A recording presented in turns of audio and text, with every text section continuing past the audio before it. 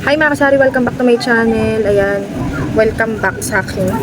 Kasi matagal-tagal rin akong hindi nakapag-vlog dahil marami rin akong ginagawa talaga. Nag-start to nung simulang nagpasukan. Basta ang dami, tas nagkabagyo pa, diba? So talagang hindi ko magawang makapag-update sa inyo. So ngayon, gumagawa po ako ng mantika. Ayan, pasensya na kayo, maingay talaga sa labas. So ayan, tabi kasi kami talaga ng kalsada. So sobrang ingay talaga. Everyday talaga maingay dito sa lugar namin. So ayan nga, nagtatakal ako ng mantika. So yung isang ganito namin, isang tray namin na ganito is naglalas lang to ng 3 days. Minsan 4 days. Bihira lang kung umabot siya ng isang linggo. Kaya malakas talaga sa amin yung patingin-tingin ganito. Tapos ang gamit ko palang sukat mga kasari is yung ating patok. Ito talaga yung gamit ko para sa mantika. 1 3/4 ang kanyang size. So tamang-tama lang siya sa aking mantika. Then yung mantika ko pala is 1/4 cup, 62 ml. Yan, nasukat ng ating mantika. Sa ganito. Pero ito lang, hanggang dito na siya sa pinakaguhit na yan. Hindi ko na siya pinakukuno. Hanggang dito na siya sa pinakaguhit. So yun yung aking 5 pesos. So magkakaiba naman tayo. Hindi ko alam kung paano kayo magtakad ng inyong mantika. Pero sa akin is ganun. So sa ganitong patingi-tingi mga kasari, malaki talaga yung ating dito, kita. So, kwentuhan muna tayo mga kasari about sa pagtitingi. Ayan, kung mapapansin nyo, lahat ng mga store owners is talagang ina-advise is magtingi kayo. Mag-retail kayo. Yung patingi-tingi ganito, yung harina, cornstarch, mantika, tuyo, lahat ng mga nire-repack natin is malaki talaga yung benefits na makukuha natin dito.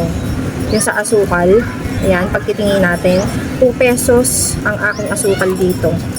So, malaki talaga yung tinutubo ko dun kapag tinitingi ko talaga siya.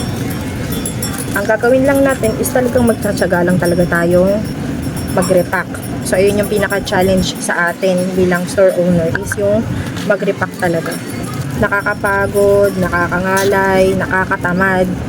Yun talaga yung usually na mararanasan natin. Ayan, pero kung ikaw ay talagang porsigido at masipag ka at gusto mong kumita ng malaki, the best talaga yung pagtitingi, sinasabi ko sa inyo. Kasi proven and tested ko na yan. Siyempre, may mga times na tinatamad talaga ako. Minsan, ilang araw ako, hindi ako nakakapag-repack. Kaya lang, naisip ko, sayang din talaga yung benta. Kasi yun din talaga yung kanilang hinahanap. Lalo na yung mga tight yung budget, ganyan. So, sa mga tingi-tingi sila kumakapit. So, ayan, consider din natin sila. Tapos, dati, minsan nag-effort pa talaga ako sa mga patingi-tingin ganyan. Bumili pa ako ng sealer. Ganyan. So, kung gusto mo talaga na mag-work ang iyong pagtitingi-tingi, talagang hahanapan mo siya ng strategy. So, ayun, yun lang. Nakakapagod nga lang siya pero, 'di ba? Pag nagtayo ka ng isang negosyo, dapat hindi ka mapagod. Dapat mahaba yung pasensya mo sa mga ganun, sa mga ganito. Ayan. So, isa rin nga pala, no? Gusto ko rin mag-update sa inyo tungkol sa aking sari-sari store kasi bihira lang itong mangyari sa store namin na talagang ubusan, na walang stocks talaga, na ilang weeks din akong hindi nakapamili gawa ng nagbagyo kasi dito nung magkasunod si Karina at saka si Enteng. Ayan. Nung unang bagyo dito mga kasari, tinamaan kami, Metro Manila, is yung Karina. Yan talaga, sobrang affected kami dyan. Tapos yung pangalawa naman is Enteng. Although hindi naman talaga kami yung pinaka-landfall ni Enteng, pero nadamay din kami syempre nasa Metro Manila. Yung Rizal kasi yung kanyang nilandfall. So ayun, yun yung dahilan kung bakit ang tindahan ko is wala na. Kaya mamaya mag-grocery kami talaga kasi makikita ko sa inyo na sobrang liwanag na dito. Dahil nga wala na akong paninda.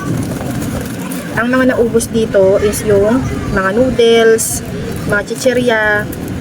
Yung mga chichirya pa naman, yun pa naman yung ating panangga sa harapan ng ating tindahan, di ba? Ayun yung ating pang-akit sa mga customer. So, ayun yung unang naubos talaga. Mga candies, ganyan. Pangit kasi yung tindahan kapag walang nakasabit sa harapan. Parang ang tingin is konti lang, ganun. Pero yung mga dito naman sa loob, medyo okay pa naman. Yung aking dilata, although may mga bawas na dyan, pero dahil nga sa maramihan ako bumili ng dilata, hindi siya ganun kahalata. Pero dito talaga sa harap is halatang halata na siya kasi wala na akong chichirya. So, ayun, papakita ko sa inyo kung gaano ka masira. So, ito yung status ng tindahan namin, mga kasari. Ayan. Yung aking sigarilyo naman is okay naman siya. Outstanding pa siya. Bali, ito yung istante namin sa mga dilata.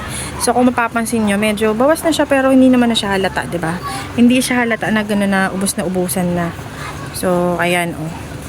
Dito talaga is wala na. Ito yung mga pang-wholesale ko, mga kape, gatas. Ayan, so ubos talaga siya. Patingnan dito. Dito naman yung mga Nestle cream, Star margarine. Ayan, yung mga nakabox na sabon. As in, wala na rin siya. Tapos, ito. Ito yung highlight natin. So, ayan, oh. Grabe. Yung chichirya ko na tig-piso, mga candies is, as in, wala na. Ayan, yung pusa na lang namin yung nakahiga dyan. Pati itlog, wala na din. Yung mga chichirya. Ayan, doble-doble na nga yan, eh. Wala na. Wala na rin talaga. Tapos, mga alak. Ang gulo-gulo pa. Wala na rin. O, yung pusa namin dun, oh. Siya na lang natutulog kasi wala nang gin. So, diba? Ayan, minsan lang mangyari yan sa tindahan. Lalo na, nangyayari yan talaga kapag wala kang time bumili.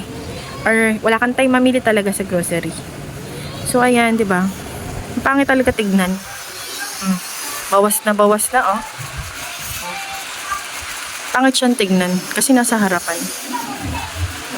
Ayan, yan ang ating ngayon, target. Kaya kailangan kong mamili talaga. Ayan, pero dito naman okay. Ayan. Pero pagdating talaga dito, ang pangit talaga niyang tignan. Tapos ito, mga kasari, oh. Wala na rin akong noodles, 'di ba? Malakas ang noodles dito, per box ako mamili. So, gano'n naman, kapag talagang may bagyo, noodles talaga yung kanilang kinakapitan, binibili. Dahil yun ng madali kaysa pumunta silang palengke. So, ayan, wala na rin talaga. Pero ang aking bigas is, ayan, nag-stock ako ng bigas kasi mura siya. Nagmura siya. Kaya napabili akong buko pandan, coco pandan, hasmin, at saka Victoria yan. So, ayan. Ang ingay sa labas, pasensya na. So, ayan yung ating bigas. Tapos, ito yung soft drinks namin. Ayan. Makalat lang talaga dito. Soft drinks, uling. Ayan. So, iba talaga dyan, wala na. Wala na ring laman. 'Di ba? Kailangan ko na talagang mamili. Pero full pack ang aming uling. Ayan, kasi nag-uuling yung asawa ko, nagbabiyahe siya. So, yan yung uling namin. Oh, grabe. Ayan. Ang dami. Meron pa yan dun sa loob. Ayan. So, nag-wholesale kami yan. Yung mga malapit sa amin, North Caloocan lang kami. Ayan. Pwede kayong bumili sa amin ng per sako. Yung may mga negosyo dyan na litsunan. Ayan. Ihawan, basta related sa paggamit ng uling, meron kami yan, North Caloocan lang po. Ayan, pwede nyo kontakin. So, diba? Yan. So, yun nga, mga kasaring update ng aming tindahan ngayon. Kaya mamaya is mag-grocery ako para punan natin yung mga kulang natin sa tindahan. So, yun nga.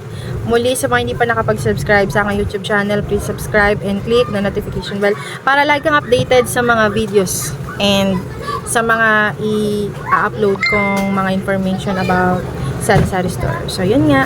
Bye!